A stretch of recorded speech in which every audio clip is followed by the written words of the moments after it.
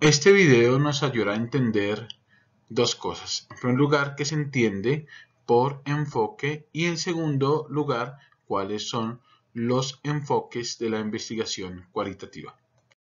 El enfoque se entiende todo aquello que dirige la atención o el interés hacia un asunto o problema de unos supuestos previos para tratar de resolverlo en forma acertada. O también podríamos decir que el enfoque es la acción o efecto de ubicar un objeto en un punto preciso, como lo vemos aquí en nuestra imagen. Pero ya en el tema en el cual estamos tratando, los enfoques de la investigación cualitativa son los supuestos teóricos y filosóficos a priori, de los que se estructura el diseño metodológico de la investigación. Es muy importante tener en cuenta estos enfoques, ya que estos nos ayudarán a diseñar nuestra investigación. Después de entender lo que significa por enfoque y qué es el enfoque cualitativo, vamos a tratar algunos enfoques de la investigación cualitativa que nos ayudarán a diseñar nuestra investigación. Es así que vamos a profundizar en 5 enfoques cualitativos de la investigación. El primer enfoque, el fenomenológico; el segundo, el hermenéutico; el tercero, el etnográfico; el cuarto, el narrativo; el quinto, la investigación-acción. Vamos a profundizar sobre el enfoque fenomenológico. ¿Qué se entiende por método fenomenológico? Vamos a ver un poco su historia. Este concepto aparece por primera vez en 1974 y aparece precisamente a partir del estudio de las fuentes de error y con el significado de doctrina destinada a distinguir entre la verdad y la apariencia. Algunos representantes que son muy importantes dentro de este método fenomenológico. En primer lugar está Kant, Husserl, que es el padre de la fenomenología, y Alfred Schutz. Según Rodríguez, nos dice que un método fenomenológico es el estudio de la experiencia vital, del mundo de la vida y de la cotidianidad, cuyos hechos o fenómenos se manifiestan a la conciencia del hombre y mediante los cuales se explora el significado del ser mismo. Pero también podríamos decir que, retomando a Spielberg, podríamos decir que un método fenomenológico y epistemológico permite ver lo que de otra manera estaría oculto. Por eso el objetivo de este método fenomenológico es investigar de forma directa, y describir el fenómeno con las experiencias narradas por el sujeto y su realidad y no basado en teorías. Por eso este método fenomenológico tiene las siguientes etapas. Una etapa previa que nos ayuda a clarificar los presupuestos. En segundo lugar, una etapa descriptiva, que es la descripción de la realidad, y aquí utilizamos unas técnicas: la observación directa, entrevista, diálogo y el autorreportaje. En tercer lugar, la etapa estructural, que es el estudio y el análisis de los mismos fenómenos, y acá es donde precisamente se estudia el contenido realizado en los protocolos que se hicieron aquí en la descripción de la realidad. Y por última, la última etapa es la discusión de resultados. Después de ver este método fenomenológico, vamos ahora a pasar al método hermenéutico. En este enfoque hermenéutico vamos a ver 4 cosas. En primer lugar, su significado; en segundo lugar, representantes; En tercer lugar, la importancia para la investigación. Y por último, ¿qué significa hermenéutica? Viene del griego epheunomitos, hermenéuticos, que significa comprender, interpretar el significado de los textos y de la propia realidad. Este significado hermenéuticos viene de la tradición griega, donde Hermes era el mediador o enviado de los dioses, y su función era transmitir, pero no solamente se quedaba en transmitir esos mensajes o enunciados, sino que los interpretaba para hacerlos más comprensibles e inteligibles. Algunos representantes que son muy importantes dentro de este método hermenéutico son los siguientes: Johann Conrad Danhauer, 1603 a 1666, donde él implementa la hermenéutica sagrada o método de exposición de las Sagradas Escrituras. Nos dice que la intención del autor de la hermenéutica sagrada era diferenciar entre el sentido verdadero y el falso de una oración o de los pasajes oscuros de un texto. También encontramos a Evelink, que designa la ciencia o el arte de interpretación de expresar, explicar y traducir. Y también encontramos a Dilthey, donde él nos dice que la hermenéutica es precisamente en las ciencias naturales, en las ciencias sociales, nos ayuda a comprender todos los hechos que se presentan en la realidad social. ¿Por qué este método es importante para la investigación? Porque precisamente este método hermenéutico nos ayuda a comprender e interpretar por una vía de reconstrucción en qué sentido ese acto individual es manifestación de la vida integral, es decir, del mundo de la vida. Muy importante este método hermenéutico porque precisamente nos ayuda a comprender e interpretar el mundo de ese sujeto y cómo ese mundo del sujeto también nos dice algo frente a la propia realidad que se está viviendo. Ahora bien, es muy importante entender que las etapas para hacer o implementar más bien este método hermenéutico son las siguientes: planificación de la investigación, en segundo lugar, la determinación del objetivo que se persigue,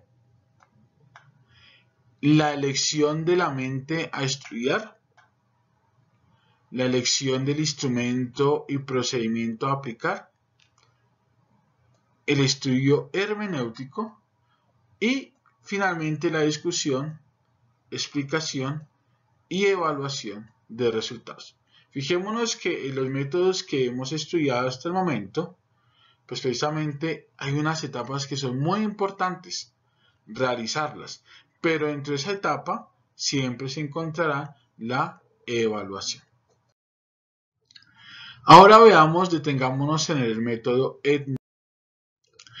¿Qué significa la etnografía? Etnosgrafía significa la descripción de los estilos de vida de un grupo de personas que viven juntas y que poseen características comunes. Fijémonos en esto.